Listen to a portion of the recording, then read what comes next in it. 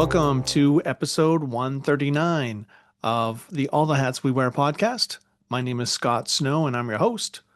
And this podcast is about starting an audio journal where you take out your recorder, use my recording app in my phone, and just blab about the day each night. Takes about 3 to 5 minutes. And then I really kind of capture most of the important things, the ups and the downs of the day in that 3 to 5 minutes. And it's awesome to be able to look back and refer back to years past and just see at a glance, what was going on, what was important to you back then. Also, another key element to this All the Hats We Wear system is the fact that we identify the different roles that you play and the different hats that you wear. And that's key. So actually, I have 22 roles that I curate and I work on for my life. And although that's a little excessive, you don't have to have that many roles, but it's good to consider all the different hats you wear and the hats that you want to be wearing. Could be even more important. Thinking big and thinking in the future. And these are what I call placeholder roles. So today's episode is called Do That Vision Thing. So it's a lot about vision. And this quote, do the vision thing, is actually from President George W. Bush, who in 1987, and you'll probably hear a little sound in the background, actually got the washing machine. Not great planning to have my podcast station on the other side of the wall of the washing machine on a Sunday night before a week of school and work.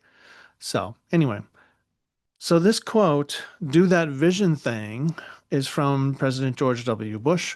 In 1987, his advisor, when they were trying to prepare for his presidency and running and having a message, the advisor said, well, you gotta, what are you thinking? Like, what have you thought about for the path of this country? What would you like to gear towards, you know? And that's when he said, what, oh, we got to do that vision thing, which is a silly, dopey thing to say, really. You don't know what a vision statement, you don't think that it would be important to sit down and focus on what you want to change, what do you want to move towards, what's the plan. Reagan, of course, had the big city on a hill, shining city on the hill image for America, for the world, and the JFK with his vision of going to the moon and back. Even the Bible says in the book of Proverbs, where there is no vision, the people perish. So vision is very essential. Even MAGA is a vision. It evokes a destination, although some could say it depicts a selectively remembered past and not really a future path, but it is a vision. You want to create a vision so clear it steers decisions in the present. I've worked with people in the past who complain a lot about their job, about how it's run, but when it comes down to it, they have no real innovative ideas themselves. They're just eager to tear everything down. So you can't just be a whiner. You've got to have the plan to back it up. Recently, I was reading about the producer of Harry Styles' new album. And this producer's name is Kid Harpoon. And this guy says that he spent 10 years thinking that he'd be a major performer. And then he had to let go of that vision of himself to become a producer. So in a way, it sounds kind of sad. Like it sounds like a disappointment. Like he settled for being this producer when he wanted to be in the limelight himself. But that's the way it worked. Sometimes the vision isn't what you think it will be. I remember other drummers at the college I went to. They were really hyped up on being a New York City jazz drummer, and professional drummer. And I think the vision is that, you're signing autographs, you're doing workshops and going to conferences all around the world. You're on the Modern Drummer magazine cover. But the reality can be that you're doing a lot of schlepping instruments. You're grinding, you're taking odd jobs to build up, and it's a slog. But to be honest, I have a lot of respect for that too, because you said you wanted to do that, and you're doing it. It just doesn't look as the same as what you see. So, but I still have respect for that. I don't think of roles as being that you settle into. I think of roles being things that you work up into. So you're thinking positive, you're thinking for the future, you're thinking big. That's my approach to forward thinking in roles. It was recently in the news that the Boston Symphony Orchestra conductor, Maestro Andres Nielsen, was fired, let go from the BSO suddenly, surprisingly, because the orchestra loved him. And in fact, they're very upset. And the reason was that the president of the BSO said that Maestro wasn't aligned with the future vision of the orchestra. So again, vision is all in the news. Sometimes I listen back to old audio journals, and sometimes I take out my physical journals when I was just writing it in the book, and I read through or revisit, see what was going on then. And to be honest, now that I'm into the audio journal and having it be in a dictation with the voice, when I read back, sometimes it sounds almost childish or kind of whiny, square maybe, when I read my old journals. And I think this is that one of the benefits of having that dictation, the audio journal, is that you can hear the breath, you can leave space, you can hear tonality, rhythm. It's dynamic. Some are louder, some parts are soft. You get in the zone and you start ranting, and that's good. You're responding emotionally more because you're hearing yourself. You're getting your emotions involved. I also found that listening to the audio journal invites the listener to be a little bit more engaged. I find that I'm filling in some of the gaps when I'm listening to myself, more so than if I was just reading an old journal entry by hand, written by hand. I also found my old journal entries that were written by hand to be kind of bland. That it was almost like a record of the day's events with not really any color commentary. I did this music therapy group at that so and so group home, uh, went to this meeting, I cooked this and that for dinner, and met with so and so. And no, like you want to be able to say, shut the door because I got some stuff to say. Like we're going to be gossiping now, you know, and you want to have that color commentary. That's another advantage of having the audio journal. Last week was kind of interesting, and it was something I could journal about. What happened was I've been trying to chip away at a credit card, and I really didn't want to get a credit card, but I did, and I just don't like having it, so I wanted to start to really pay it off and be done with it. So I paid like $1,000 on the credit card from my paycheck, and then I got to the end of the month, and I was like worried that I would have enough money for the car payment. So what I did was I asked both of my sons for basically like a little loan, which, could I have gotten by without doing that? Yeah. I mean, the worst that could have happened, maybe you get a return check, like the $30 fee or whatever. So, but I asked them, if they wanted to lend me $50. And if they did, I would give them $20 in interest, in 2 days when it was due. So they both agreed that that was a pretty good deal. And that's what we did. And I think it really kind of taught me it was nice to be able to be upfront that there was a problem. Like I didn't want to piss away $30, for this when there could be a solution. The main problem was I didn't get other checks that I was expecting. So that also contributed. It was like kind of like a perfect storm because that usually doesn't happen to me that I get so low. But everybody kind of joined together and we got through it.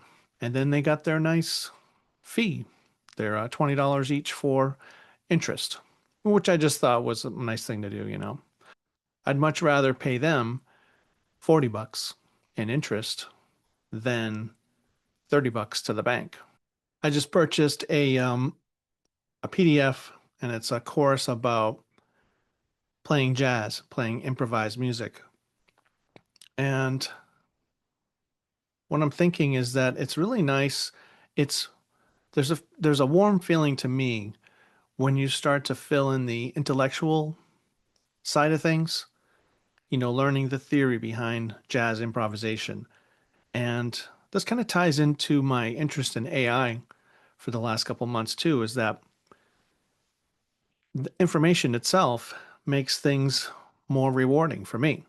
The intellectual side, even for watching movies. One of my roles is a movie buff.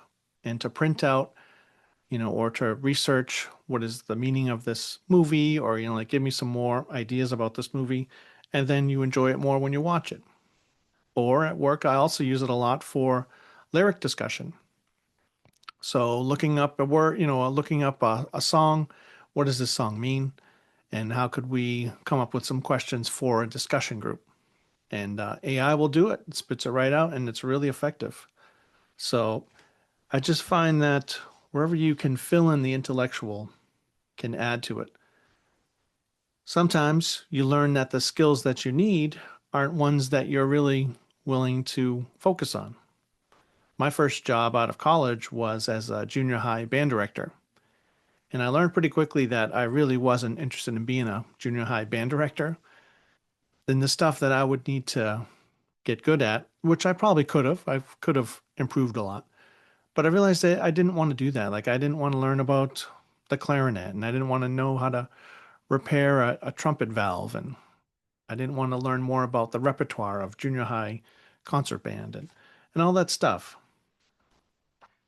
Where you want to have your vision is things that really grab your interest. And those are the things that you need to get better at to get to the next step to reach that vision. That's where you want to spend your time. I'm on TikTok, and I always get some good comments there. And I really appreciate the engagement on TikTok. I've been surprised. And usually when someone is extra nice, I'll try to follow up and just say, why do you like it? Like, what do you get out of my posts or my podcast? Because I'm really curious. And a lot of times it's something I don't really consider. Like I wouldn't want, for example, one person on TikTok said she loved hearing my post, or like she always favorited it. She always had something nice to say. So I asked her that, and she said it was my voice that she liked. That I guess it was calm or reassuring or relaxing for her. And so that was great. I hadn't really thought about that. So good thing. Even this morning, I was at Cumberland Farms, and it's sort of like a gas station, convenient mart place here in Massachusetts. And inside, they have a square that is like for customers that just want to charge their phones. I guess like I look in this box, it's like boxed in, and people just stand there with their coffee and they kibitz with other people and they might charge their phone. I would never have thought to dedicate, you know, 20% of the whole store to that area because I've never gone in that area. Like I go in, I get my newspaper or I get a coffee and I'm out. I'm not sitting there standing in that box charging my phone. It's just weird to me, but it's a very important thing. So obviously they know their customers.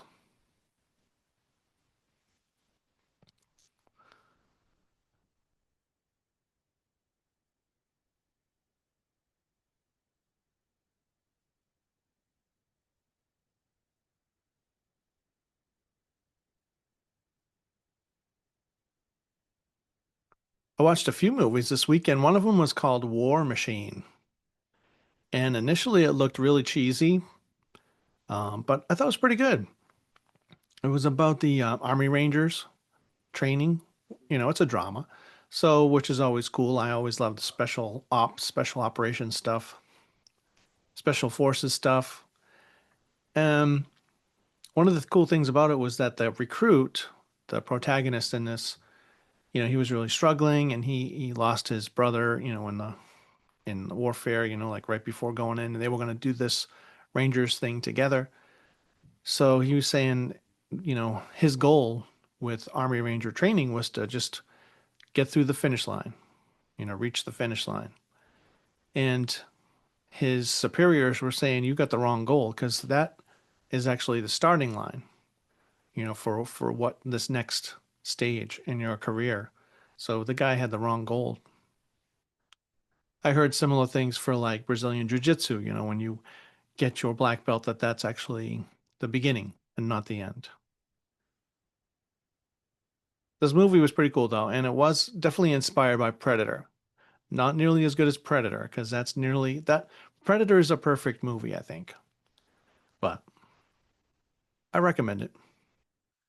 One other advantage of having an audio journal is that the dictation part can actually be like practice for advocating for yourself and being more assertive because you hear yourself saying these things. In past experiences, past jobs, I've had, experiences with like you have a coworker and they can kind of complain about you or say, well, you didn't, whatever, do X, Y, and Z when we were co-leading together. And it was to the point where I had to stick up for myself. Like on one hand, I'm very peaceful and I just want to get along and, work together. But this was ungrounded, saying that I wasn't doing my fair share of the cleanup or whatever. Um, so I had to be more assertive. I had to not just take it. So this having the dictations and talking about it and having the issue and having the challenge and hearing how I really felt about it by how I talked about it in the dictation really helped me to be assertive at work.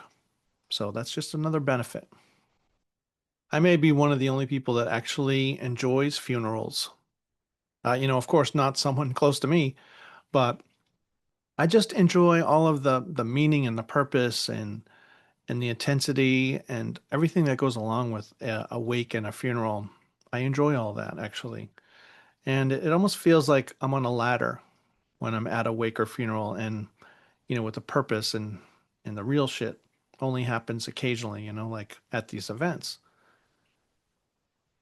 And I even think that a wake should be almost like an artistic exhibition, like a walkthrough. I do like when they have pictures and videos and all that, but I think it could be even a couple steps further, like really like an art, like almost like a haunted house is all decorated in a room and then you go from room to room like that.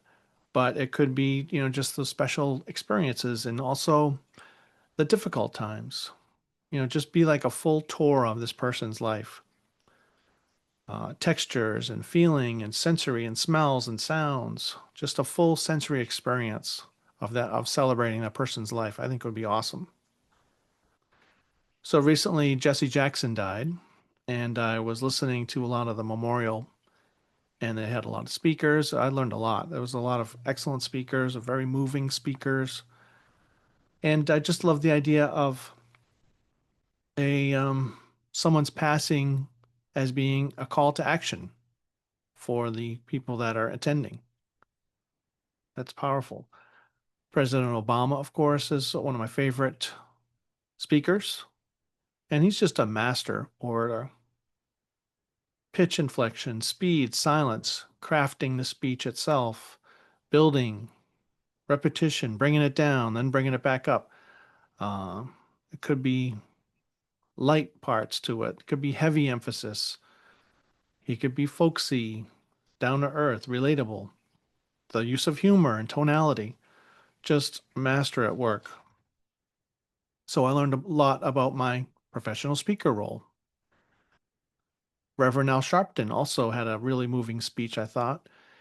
And he challenged the audience a lot. He said, like don't act like you have no assignment after leaving today. And he was talking about Jesse and his wife Jacqueline that they did their assignments. They did their work. And he talked about something very specific and very concrete and powerful, the door of no return in Senegal, Africa. And this is where 20 million Africans passed through that door, and either they were going to become a slave or dead on the Atlantic in the ocean. So very concrete and very powerful. So I was moved by his speech. He said that we have to do what Jesse did. Don't just look for what you can see, but look at what you can believe, even if you can't see it. So believing something, having a vision for something that's not there, was really strong for me. I also felt that it was very touching to hear the audience member get into it. It was like a Baptist church, I think. So, when the preacher would be getting revved up, everybody would be, keep going. Yeah, keep going. Say it. Or that's right. That's right. It reminded me of my improvisation lessons with Brother Yusuf Latif.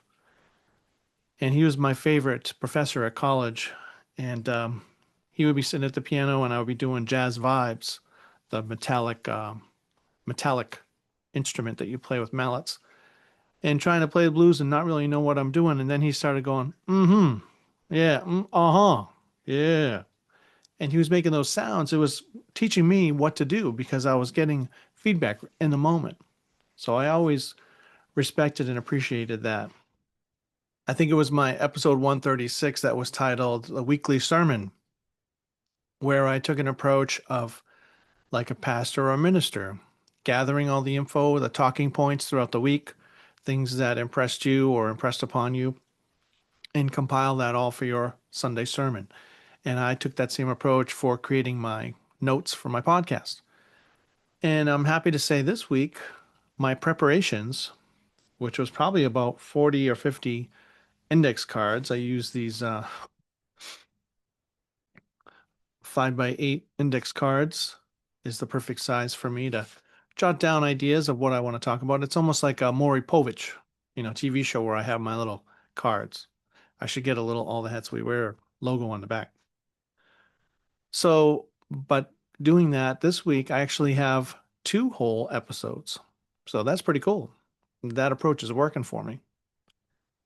So I want to end this episode by talking about quality questions and the fact that, in the last episode, we talked about the episode 138. I challenged you to start jotting down your roles in four different types. And so I have my roles listed out, and I want to share at least one quality question for each of these roles that I want to share. So the idea is that you have your list of roles, go through and ask an empowering question about each to help you make progress on that role. So I want to share mine with you today. For dad, my dad role, how will our relationship change as the kids officially become adults soon and graduate high school? And how can I remain close, but in a different way?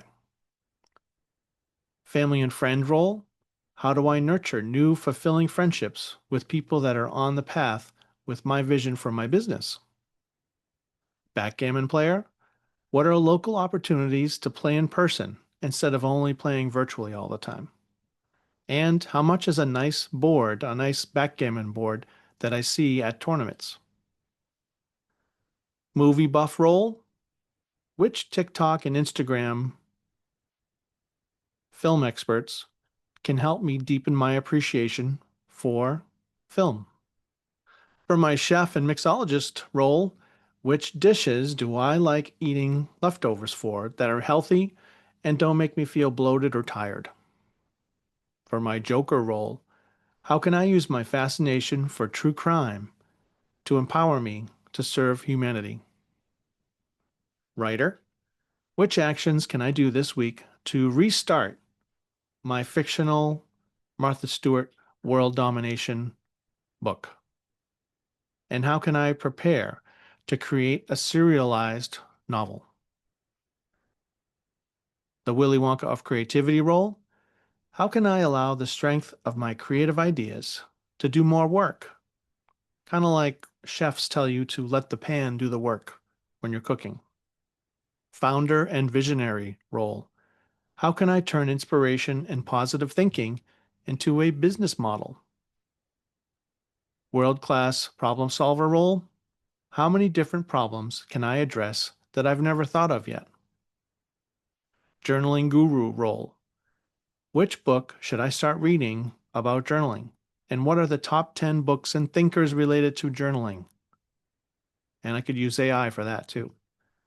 My support group facilitator role. What's one action I can take to begin to provide a safe space and a meeting time for online community building?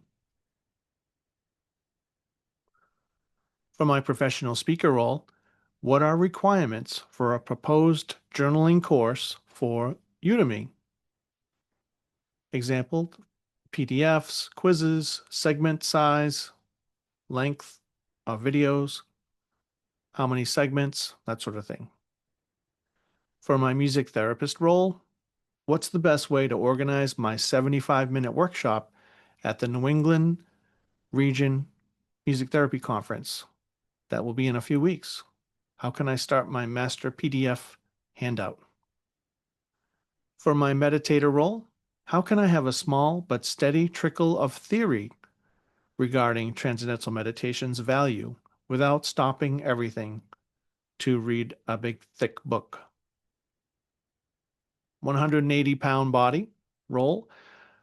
What changes will I see in my appearance if I follow through with a stop goal of no breakfast food at Dunkin' Donuts in the morning for a whole week? Just have oatmeal and blueberries. For my musician slash spirituality role, what's a quick internal check-in or question I can ask before leading a group or a one-on-one music therapy session this week to increase my musicianship in the session? From my minimalist role, how can I make fasting after 4 p.m. feel more virtuous and wise and less painful and depressing? For my dude and sage role, how can I feel more pride in being patient zero in the All the Hats We Wear movement or revolution? For my wealth builder and business strategist role, what would Grant Cardone do if he were my CEO? How about the excellent life coach Stacey Bayman? What would be said in the strategy meetings, the board of directors of All the Hats We Wear?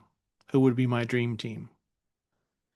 And finally, for my philanthropy role, what are ways I can give without considering how I'll be paid back or rewarded? How can I make being selfless a daily habit? So, make a list of your questions, quality questions for each of your roles, and I'd love to hear them. Until next time, take care. Make sure you visit my website, allthehatswewear.com, and you'll be able to download a free PDF of the whole system. You're meant to do great things. The All the Hats We Wear system will help you do them. See you next time. See you next time.